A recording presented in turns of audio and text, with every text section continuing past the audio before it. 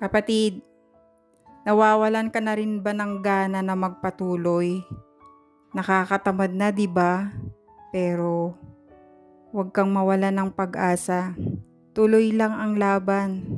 Ganyan din ako minsan, kapatid. Alam ko, ramdam kita. Yung tipong paggising mo pa lang, tanong mo na agad, para saan pa? Yung tipong wala ng thrill, wala ng excitement, puro pagod na lang. Kapatid, normal lang yan. Hindi ka sira, hindi ka mahina. Napagod ka lang kakalaban. Kapag nawawalan ka na ng gana, hindi ibig sabihin sumuko ka na. Ibig sabihin lang kailangan mo huminga.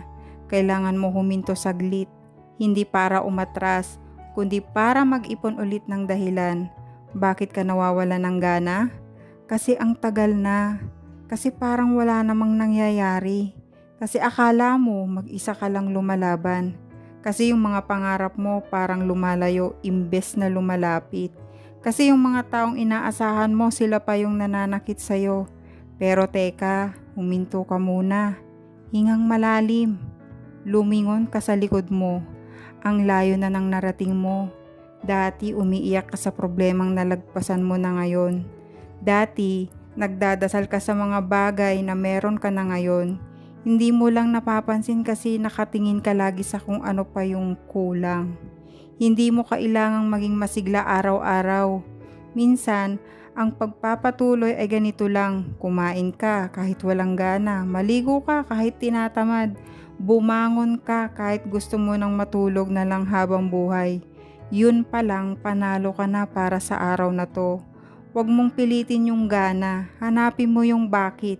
Bakit ka nagsimula? Para kanino? Para saan? Balikan mo yung mukha ng nanay mo, ng mga anak mo, ng sarili mong mas batang version na nangarap. Sila yung bakit mo. At sapat na yun para lumaban ka ulit kahit isang araw pa. Hindi mo kailangang tumakbo, gumapang ka kung kailangan, basta huwag kang hihinto sa pwesto mo ngayon. Kasi yung akala mong wala ng pag-asa, baka isang hakbang na lang andun na. Alam mo kung ano ang pinakamatapang? Yung taong nawala na ng gana pero pinili pa rin magpatuloy. Kasi hindi na siya lumalaban para sa feelings. Lumalaban na siya para sa pangako. Kaya ito ang sasabihin ko sa'yo. Pahinga ka, umiyak ka, magwala ka kung kailangan. Pero pagkatapos, tayo ulit ha. Isang hakbang lang ulit. Bukas ulit.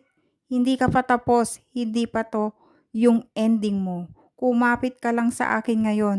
Ako muna yung maniniwala para sa'yo. Hanggang makaya mo ulit maniwala sa sarili mo. Nandito lang ako, hindi kita iiwan. Gusto mo, kwento mo sa akin kung bakit ka napagod? Hindi kita huhusgahan. Makikinig lang ako. Thank you Lord palagi.